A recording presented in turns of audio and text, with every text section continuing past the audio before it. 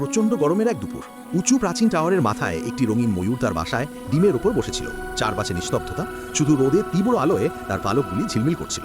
কিন্তু হঠাৎই সমস্যা দেখা দিল। তীব্র রোদের তাপে বাসার শুকনো খড়কুটো ধোঁয়া তুলতে লাগলো, আর কিছুক্ষণের মধ্যে আগুন লেগে গেল। ময়ূর ভয়ে ডানা মিলে উঠে দাঁড়ালো, কিন্তু ডিমগুলো ফেলে যাওয়াও তার পক্ষে সম্ভব ছিল না। শেষমেশ সে বুঝল আগুন নেভাতে না পারলে তার বাচ্চাগুলো আর বাঁচবে না। সে উড়ে গেল পানির খোঁজে। কিন্তু চারদিকে ভয়াবহ খরা, নদীগুলি শুকিয়ে ফেটে গেছে, পুকুরগুলো ধুলোতে পরিণত। ময়ূর যত দূরে উড়ে যায় ততই তার আশা ফিকে হয়ে আসে। অবশেষে দূরে নীল সমুদ্র দেখা গেল। ময়ূর ক্লান্ত ডানায় সেখানে পৌঁছালো। বালুচরে সে একটি মাটির হাঁড়ি দেখতে পেল।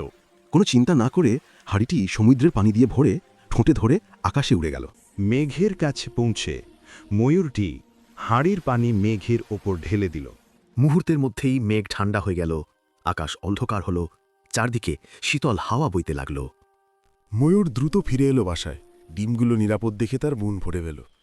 কিন্তু এবার সে নিজেই ঠান্ডায় কাঁপতে লাগল। শীতল বাতাস তার ভেজা পালকে জমে উঠেছিল, আর সে কাঁদতে কাঁদতে ডিমের পাশে গুটিসুটি মেরে বসে পড়ল। এমনই মজার মজার ভিডিও দেখতে আমার চ্যানেলটি সাবস্ক্রাইব করুন এবং লাইক কমেন্ট করে পাশে থেকো।